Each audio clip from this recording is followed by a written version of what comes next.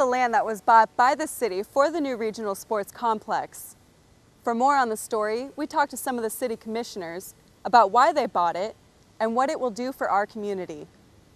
City Commission has agreed to buy this 160 acres from the Pool Estate, and we have the money available. The purchase price is about $800,000, which equates to about $5,000 an acre.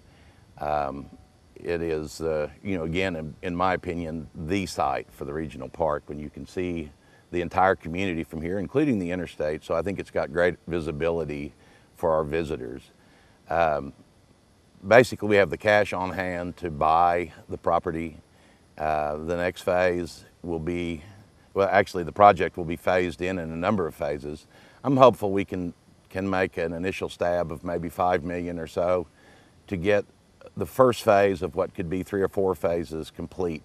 It's estimated to cost a total of about $20 million, but I think the topography of the land and the amenities of this particular property with the lake offer a lot of other opportunities with hiking trails, perhaps paddle boats, more community access. I think it's really going to make a great community park. The Regional Sports Park has been in the works for a long time now. Commissioner James Harrod fills us in on how it all got started.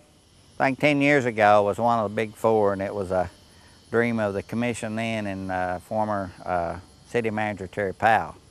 And he had worked with a mayor's advisory committee and some other committees, and that was their projects that they came up with. And so they decided to do the sales tax, and it had been a temporary sales tax before then, and then in about 2000 or 2001, something like that, they made it a permanent sales tax. So the permanent sales tax then was used to finance 4 projects.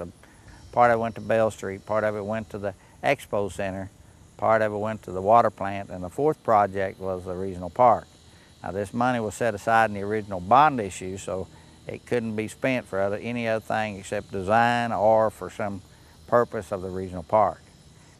The important thing to remember is that the city can only use this money for the regional sports park. So we asked John Winteringer what the next step is for the city. We're going to have to do some engineering and figure out 1, 2, 3, 4 phases, because the whole thing's not going to be built all at once. Of course, engineering, looking at it, making sure everybody's happy with how many fields we have, how many soccer fields that we have. That's kind of the process, working on today.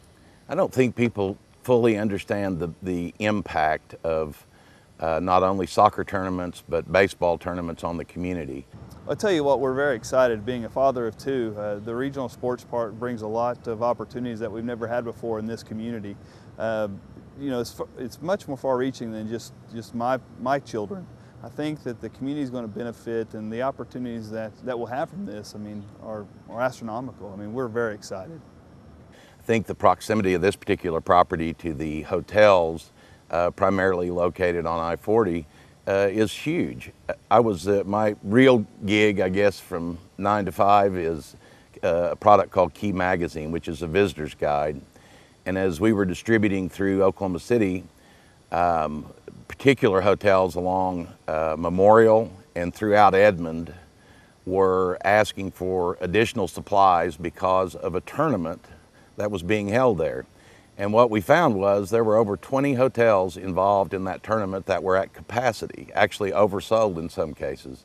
So that type of it's really kind of local, but you could go regional where people from out of state, Texas and surrounding states, come in for these tournaments, will have a huge impact on the community, which generates sales tax dollars from the hotels, the restaurants, and from our retail stores as well. The Regional Sports Complex will be an important asset for our city. If you have more questions or concerns, make sure to talk to your commissioners. This has been your City Report. I'm Amy Federighi with Shawnee CTV. Together, we're building community, one season at a time.